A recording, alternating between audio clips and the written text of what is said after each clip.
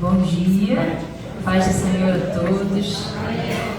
Estou com uma missão hoje, né? Nós sabemos que o culto de hoje tem uma temática especial e eu até estava comentando ontem com a minha mãe, falei assim, olha, segunda vez que o pastor me joga essa responsabilidade, ele pega e ele vai parar no hospital, sempre que agora ele me chama para pregar, misericórdia. Da próxima vez que ele chamar, vou começar logo corrente de oração na igreja. Falei assim, irmãos, ó, me convidou para pregar de novo, vamos orar, para que nada fuja do controle. Mas temos aí, né, logo no começo do culto já foi dito, nós temos logo em breve, né, em poucos dias, comemoração de reforma. Nós, como cristãos, né, essa é uma data muito importante. A gente não pode negligenciar o papel que ela tem, não só na história da igreja, mas mais do que isso, que ela tem que ter na nossa vida. E aí, quando o pastor falou sobre a temática, na hora, Deus me deu um tema para essa pregação. E aí, enquanto eu pensava nesse tema, enquanto eu pensava no que falar, aí o pastor veio, você vai falar sobre tudo de reforma, né? Eu, não ia falar não, agora eu vou ter que falar, né? Já que ele está ausente, a gente faz esse papel, mas ainda assim Deus continua incomodando. E quando minha mãe me entregou o material para ajudar ali no estudo, eu olhei a capa do material, o título era o tema que Deus tinha me dado antes de eu saber desse material. Então a gente vê que Deus efetivamente fala, né? E a reforma é sobre isso, de um Deus que fala, de um Deus que se aproxima, de um Deus que está à disposição a se conectar com o homem. E antes da gente começar a falar sobre isso, já pode até passar para o próximo. Para a gente falar de reforma, a gente precisa entender o que é uma reforma, né? A gente usa bastante essa palavra, não é uma palavra desconhecida, mas pelo significado que ela representa. Representa dar melhor forma a algo, corrigir, reformar as leis, os costumes, ou seja, né? Corrigir as leis, dar uma nova forma aos costumes, consertar, reconstruir, renovar. É isso que reforma significa. Quando a gente fala de reformar uma casa, o que geralmente a gente faz? A gente quer desfazer o que está ruim e dar uma cara nova, uma roupagem diferente. Quando a gente reforma uma rua, é porque provavelmente aquela rua está toda esburacada, ela está apresentando uma série de problemas. Então toda reforma, a gente pega algo que já está construído e você vai reformular aquilo, né? Você vai dar uma nova fisionomia, uma nova cara àquilo. E foi exatamente o que aconteceu nesse contexto de reforma protestante. Quando a gente olha para o cenário, aquilo que estava acontecendo, o que a gente tinha de realidade, né? Tinha uma igreja, essa igreja que numa estrutura social, se a gente for puxar para a base de história, representava o clero da sociedade, e aí esse clero, esse poder da igreja era que estava controlando inclusive o aspecto político naquele período. E aí o que acontece? Naquela época, a igreja estava totalmente corrompida. A gente tinha lideranças se utilizando de um aspecto teológico para pegar o dinheiro da população, a gente tinha formas de domínio muito brutais em alguns casos. Então o contexto desse governo naquela época não era tão favorável. E principalmente, o que vai motivar essa reforma é a corrupção que nasce dentro da igreja. Valores cristãos sendo modificados, a forma de trazer, de levar o evangelho, a forma de entender a salvação, tudo estava sendo trabalhado de forma muito diferente daquilo que a Bíblia nos apresenta. E aí o Martinho Lutero vai ser o oficial, pode voltar, aquele aí. O Lutero ainda vai ser aquele que vai representar essa reforma, porque antes dele a gente teve pré-reformadores, mas quem efetivamente causa nessa revolução, essa transformação de fato, é o Martinho Lutero. E aí ele ficou conhecido, a gente sempre remete a isso nos nossos cultos, as 5 solas, as 95 teses, tudo aquilo que ele vai fazer contra todo aquele cenário que estava instaurado na igreja. Antes dele, tem outros também que a gente às vezes ouve falar, né? A gente tem o John Wycliffe, tem o John Hus, depois do Lutero a gente tem o Calvino. Então existem vários reformadores, mas a gente sempre se atenta mais a Lutero pela prática que ele teve. Então a forma como ele se utilizou de combater as heresias, a toda essa corrupção dentro da igreja, ficou mais marcado na figura de Lutero. Agora sim, pode passar. E aí, falando desses pontos da reforma, antes da gente entrar efetivamente no Lutero, todas elas tinham 3 pontos. Geralmente eram reivindicações de 3 naturezas. Ou elas eram econômicas, ou elas eram políticas, ou elas eram teológicas. Se a gente pensa nos pré-reformadores, né, no caso o John Wycliffe, por exemplo, quais foram os erros, o que ele achou de errado na igreja daquela época? Os erros que ele apontava eram o aspecto político. A igreja era muito controladora, todo o poder político era submisso à igreja e, além disso, os ensinamentos estavam cada vez mais se distanciando de Jesus. Então, a gente tem um aspecto político e teológico. No caso de Jan Hus, o que ele vai começar a identificar ali de erros antes da gente chegar em Lutero? Para ele começou a achar estranho o aspecto econômico. A igreja estava enriquecendo muito e a Europa, naquela época, ela não estava correspondendo a esse enriquecimento. Então ele achou estranho. Como é que a igreja está com tanto dinheiro e vários países da Europa em crise? O que está acontecendo? Tem alguma coisa errada. Se a igreja de Roma, naquela época, estava na Europa e a Europa está em crise, como é que a igreja está enriquecendo nesse cenário? É contraditório, é estranho, minimamente suspeito, né? Se a gente trouxer para a nossa linguagem de hoje. Então eles vão levantar esses pontos e Lutero seguiu numa mesma linha. Para quem nunca ouviu falar, acredito que aqui todos tenham ouvido falar, se não dentro da igreja, numa aula de história, isso faz parte do nosso currículo escolar. Quando a gente olha para a figura de Lutero, ele era um monge, estava ali dentro desse contexto de igreja católica. Num primeiro momento, inclusive, ele não queria se desvencilhar da igreja, se a gente remete lá à história. Ele só estava apontando equívocos. Tipo, tais coisas estão erradas, eu não concordo, isso tem que ser modificado. Vamos voltar para a palavra? Vamos repensar isso? Vamos repensar aquilo? Só que no fim das contas, ele acaba sendo excomungado depois. Mas esse não era o objetivo dele. Ele queria reformar algo que já estava consolidado. Ele queria transformar aquele contexto resgatando o Evangelho. Mas aprove a Deus, né, que ele também, de certa forma, fosse tirado desse meio e a partir dele começa o protestantismo. A nossa história, né, enquanto igreja protestante, começa com ele. Então a gente vê que desde o princípio nada foge do controle de Deus. Ele vai usar uma situação, ele vai usar uma circunstância, ele vai levantar pessoas, mas nada vai fugir do controle dele nunca. E Martinho Lutero é essa representação de que mesmo no cenário caótico, Deus continua no controle. Mesmo quando tudo vai contra aquilo que nós acreditamos, Deus está no controle. Ele sempre arruma uma forma de evidenciar aquilo que está oculto, aquilo que está errado. Deus traz luz às trevas. O que Lutero vai levantar? Ele estava insatisfeito com muitas coisas, mas o que ele batia muito, né, na tecla era esse distanciamento que a igreja estava causando. O primeiro deles, as famosas indulgências. Vocês provavelmente já ouviram falar, mas para criança é difícil, né? O que é indulgência? O que você acha que é indulgência, Vitor? Ouviu essa palavra assim, indulgência. O que é isso? Sei lá, né? Deve ser alguma doença. Tá? A pessoa espirra, indulgência, né? O que tu acha que é indulgência, Joana? Pensa aí. Já ouviu falar dessa palavra? Indulgência? Mas parece o que essa palavra? Será que é o nome de um mosquito? A gente não sabe, né?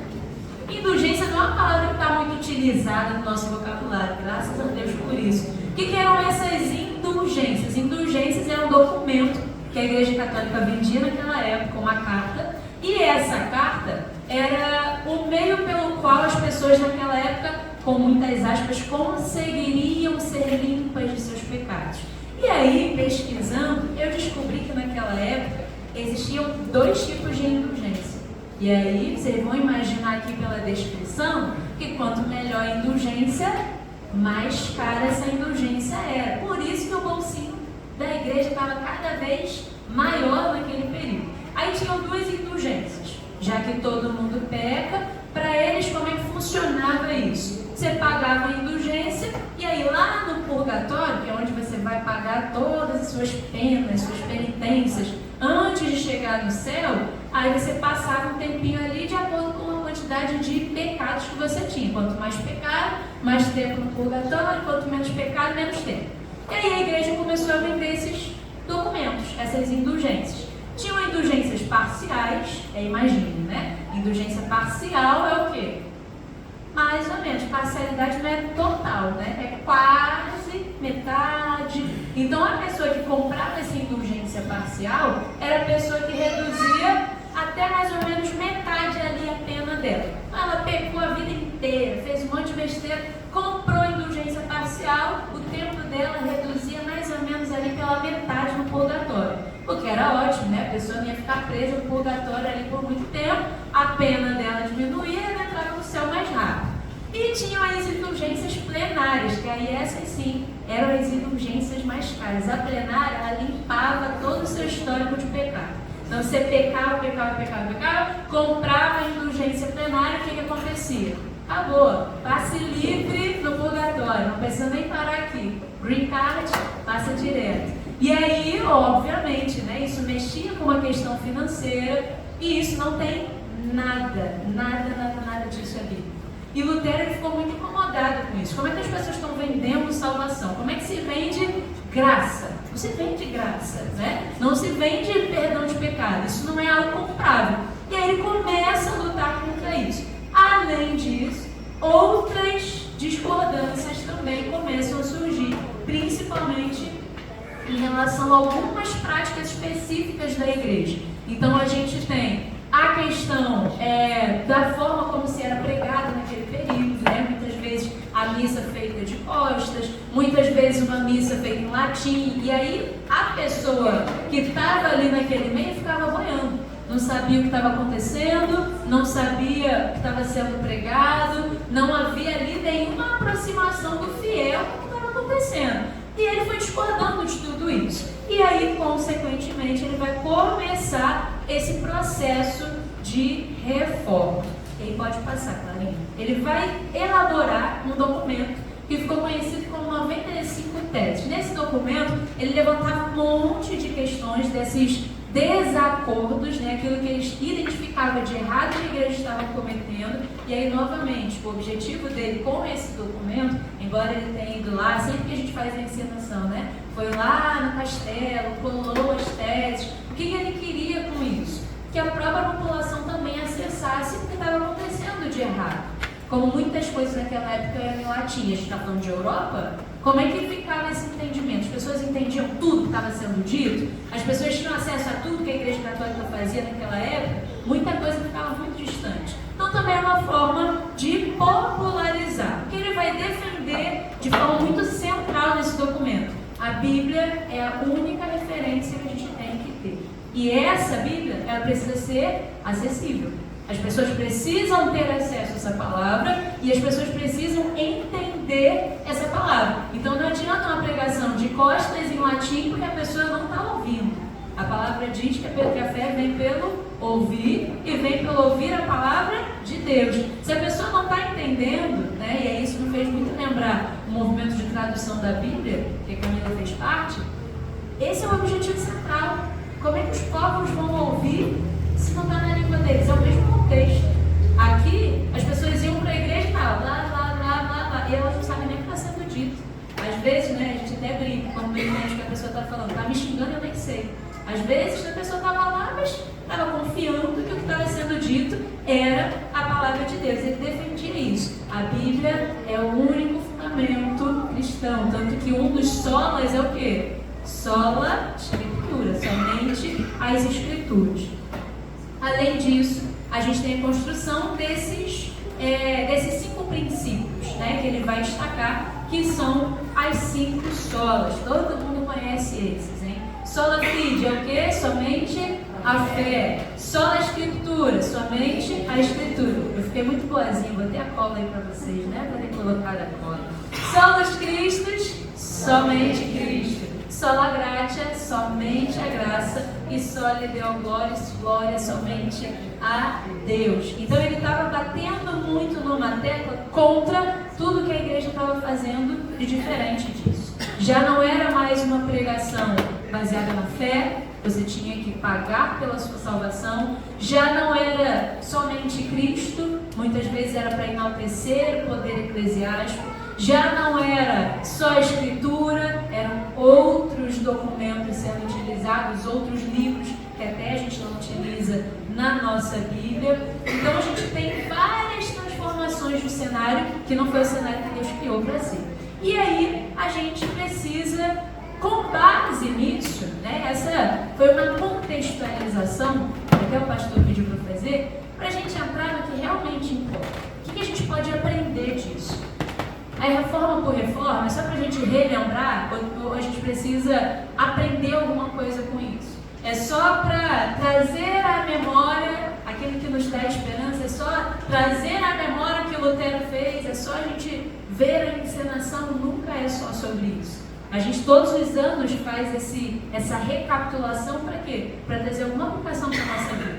Tem alguma utilidade, né? Há um tempo atrás eu falei sobre isso em alguma oportunidade que tive. A gente é sábio quando a gente aprende com o outro, né? Quando a gente aprende com o nosso próprio erro, com as nossas experiências, nós somos inteligentes. Mas o sábio é a pessoa que vai olhar para o que aconteceu lá atrás e falar assim, ó, isso deu certo? Vamos fazer. Isso deu errado? Vamos fazer completamente diferente.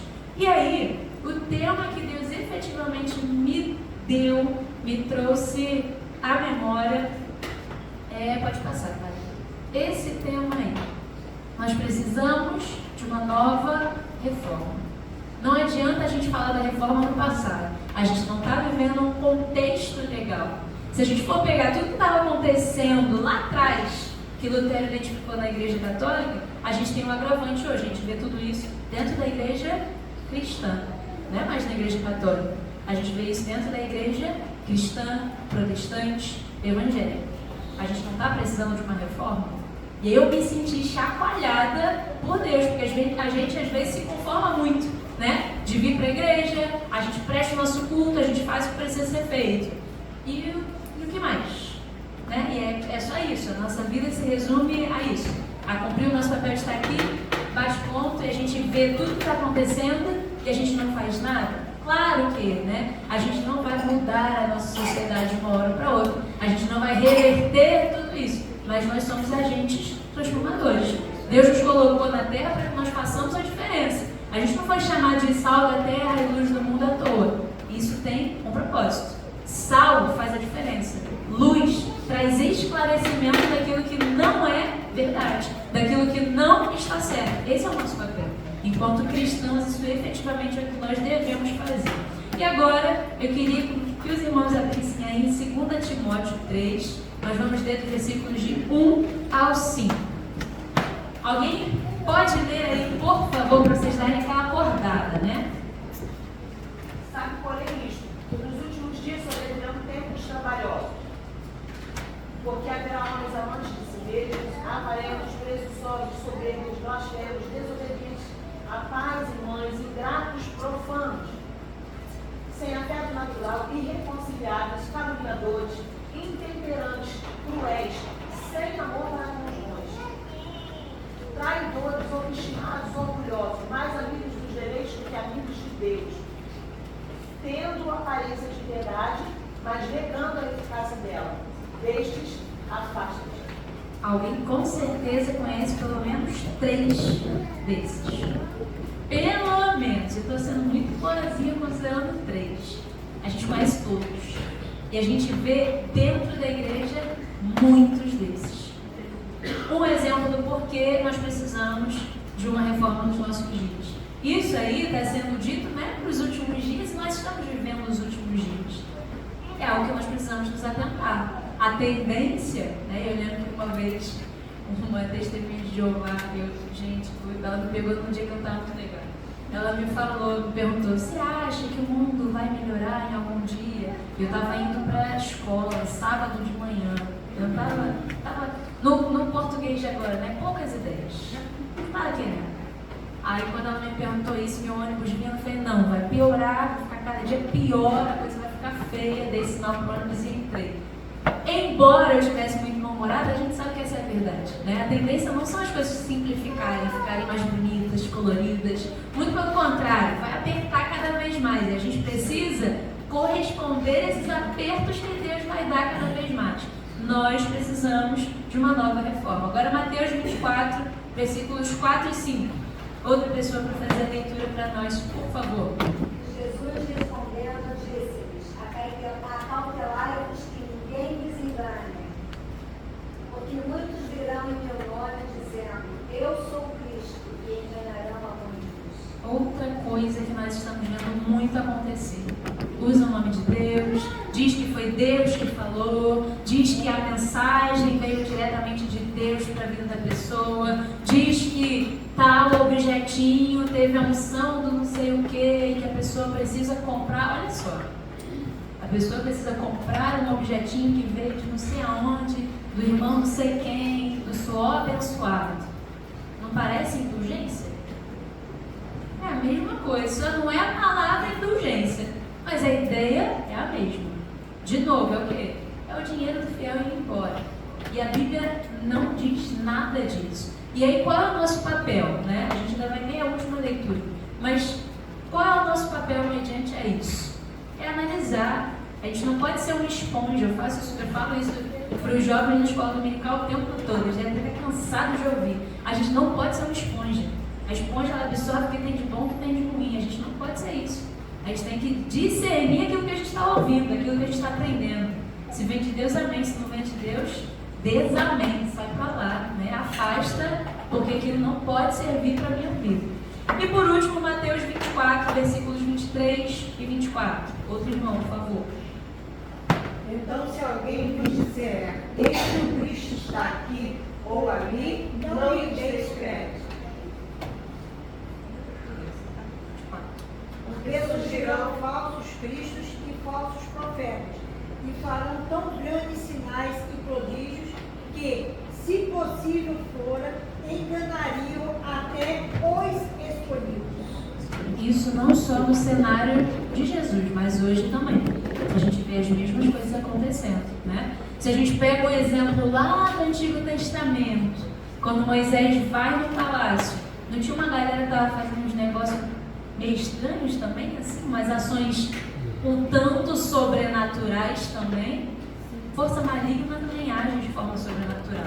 E a gente muitas vezes está nem prestando atenção. Às vezes a coisa está acontecendo do teu lado.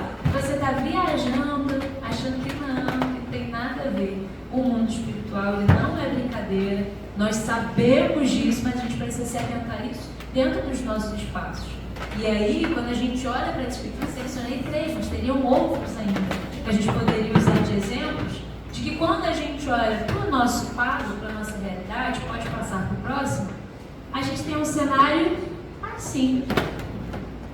Isso aqui, quando eu era criança, não faz muito tempo não, só tenho 27 anos, tá? Em minha defesa.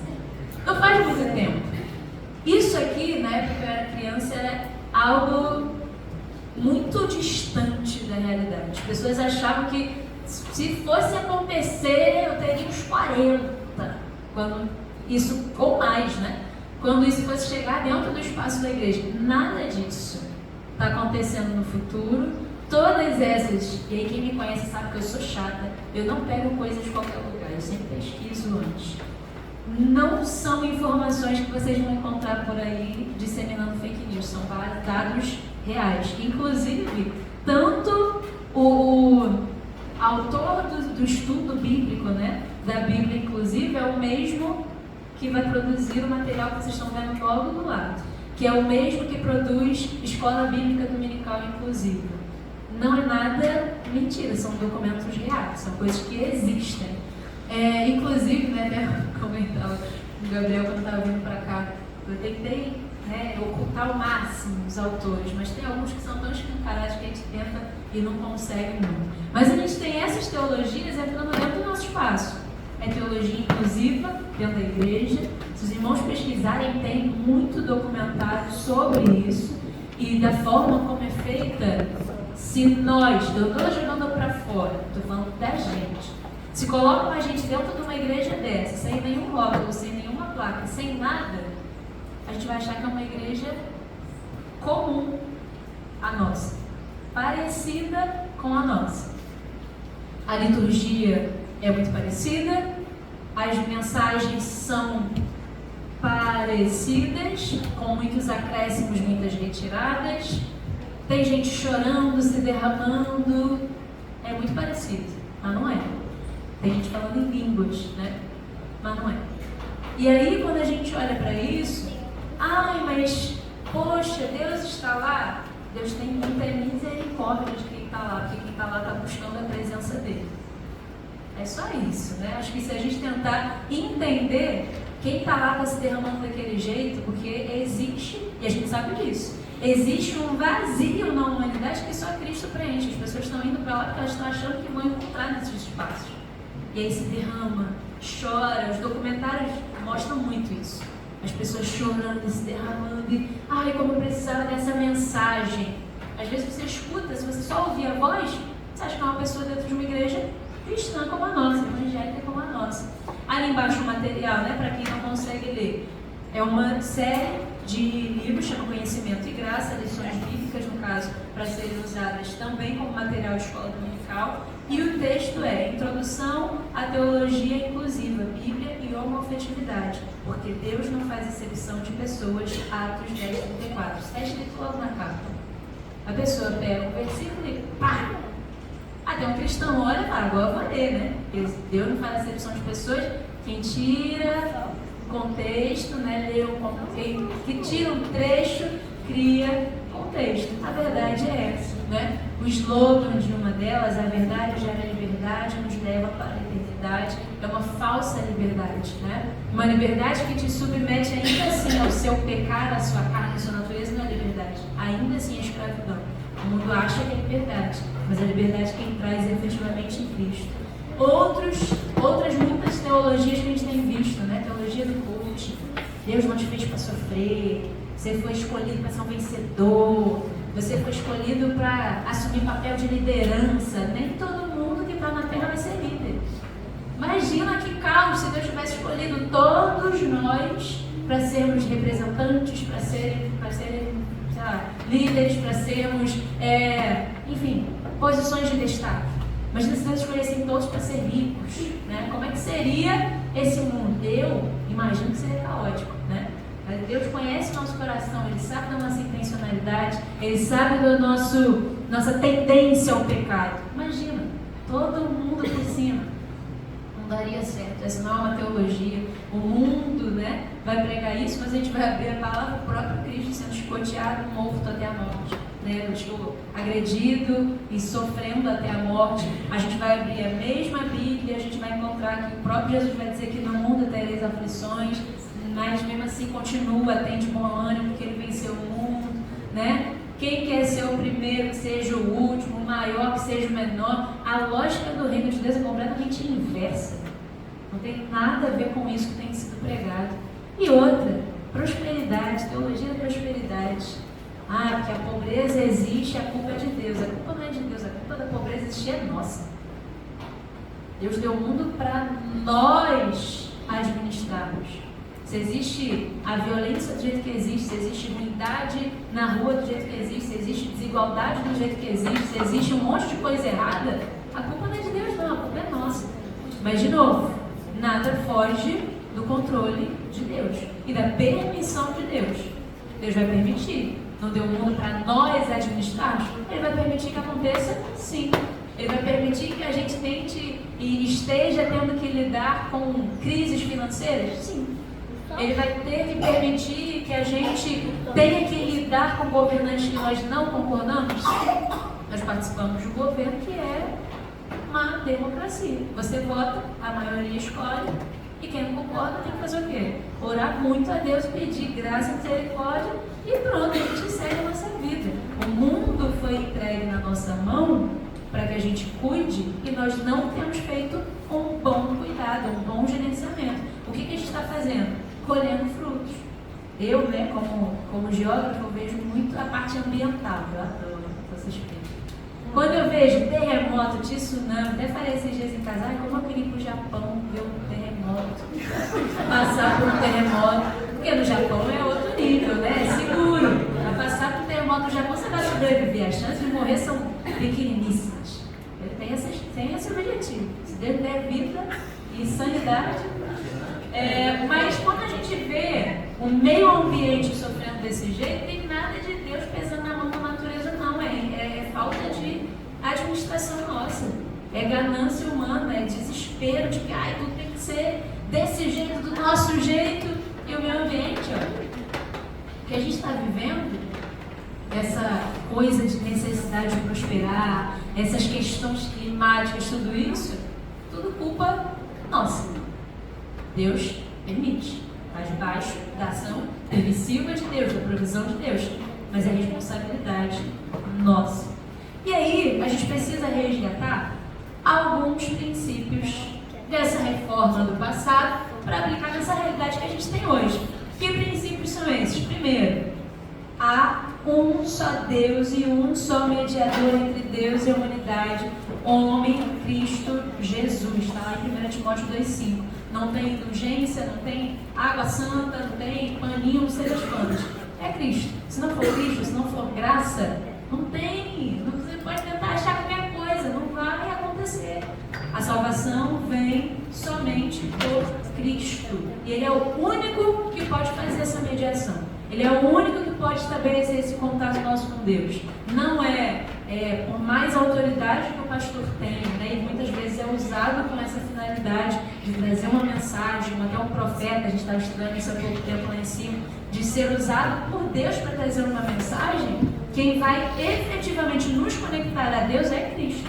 Se não for o sangue de Cristo, se não for a graça, se não for a salvação em Cristo, você não acessa o Pai, não tem outro jeito, não tem outro caminho. Ele é o único mediador. Segundo, no mundo aqui, acabei de falar, a gente não tem como se privar de sofrer, faz parte da vida humana.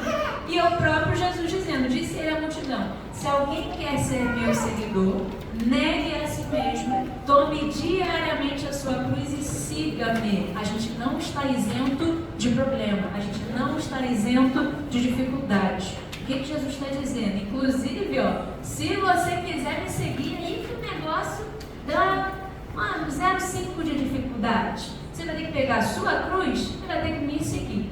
Mas lembrando que Deus não dá uma cruz a nós, não nos entrega algo maior do que a nossa capacidade de suporte. Se Ele te entregou alguma coisa agora, é que você tem graça suficiente para aguentar isso agora.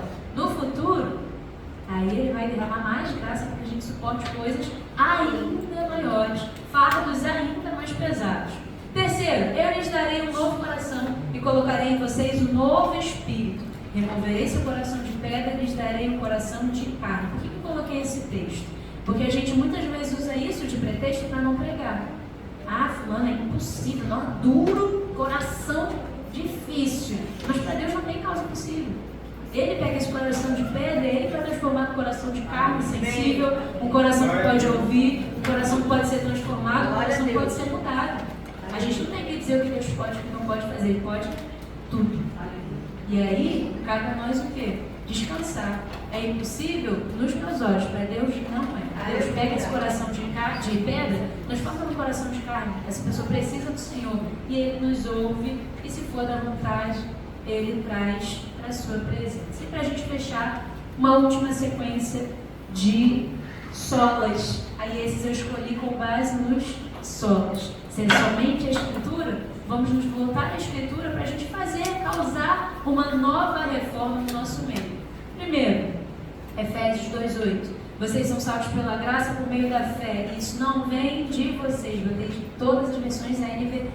Isso não vem de vocês, é uma dádiva de Deus, é dom de Deus, presente de Deus. Não se compra, não se vende, não se negocia. Salvação é graça, somente graça. Segundo, lá em Romanos 1,17. As boas novas revelam como Deus nos declara justos diante dele. O que do começo ao fim é algo que se dá pela fé. Como dizem as Escrituras, o justo viverá pela fé. É a fé que tem que guiar as nossas ações, é a fé que deve guiar a nossa entrega, é a fé que deve nortear a nossa vida o tempo inteiro. E onde é que a gente se abastece dessa fé? Aqui na palavra. Eu vou ler, eu vou aprender, eu vou ver as profecias do passado, vendo que Deus cumpriu, e isso vai me alimentar a esperança para ver que Ele vai cumprir, né? E ter a certeza, a convicção de que Ele vai cumprir as que ainda não aconteceram. aconteceram. A palavra nos dá esse abastecimento de fé. Atos 4:12. Não há salvação em nenhum outro. Não há nenhum outro nome debaixo do céu, em toda a humanidade, por meio do qual devemos ser salvos. Apenas Cristo. 2 Timóteo 3,16. Toda a escritura é inspirada por Deus e útil para nos ensinar o que é verdadeiro e para nos fazer perceber o que não está em ordem em nossa vida. É a escritura, a inspiração da palavra de Deus. E apesar de ter sido escrita por homens, que a gente escuta muito, né? Mas foram homens que escreveram a Bíblia, mas a inspiração foi divina. Tanto que se a gente pega, inclusive, as descrições lá dos primeiros livros do Novo Testamento, muitas vezes parece que a gente está lendo uma coisa só. Está em consonância o tempo todo, porque a direção é do próprio Deus. E por último, Romanos 11:36. Pois todas as coisas vêm dele, existem por meio dele e são para ele. A ele seja toda a glória para sempre. Amém.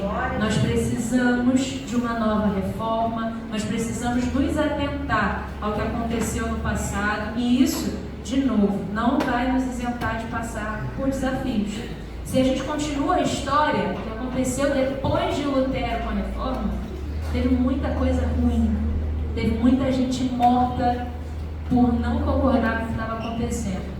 Na pesquisa que eu fiz, houve uma série de conflitos naquela época. Um dos territórios que foi muito afetado foi a Alemanha, e se estima que naquela época, de pós-reforma de Lutero, os outros reformadores que vieram, de que a população da Alemanha reduziu naquele período aproximadamente 40%.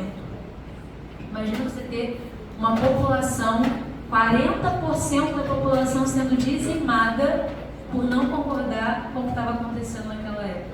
Por querer o Evangelho da forma como ele tem que ser pregado. Por acreditar que Jesus é o único caminho. Por acreditar que a fé é aquilo que deve nortear a nossa vida. Então nós precisamos nos voltar a isso. Eu queria fechar com toda a igreja lendo 1 Pedro, capítulo 2. Nós vamos ler versículos 9 e 10.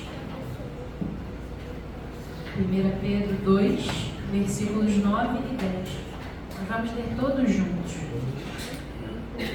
A igreja não é uma instituição, não é uma hierarquia, a igreja é o povo de Deus. Amém. E a gente tem que entender que, enquanto povo de Deus, nós temos um papel.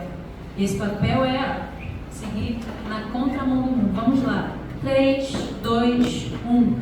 Mas vós sois a geração eleita, sacerdócio real, a nação santa, o povo adquirido, para que anuncieis as virtudes daquele que vos chamou das trevas para a sua maravilhosa luz.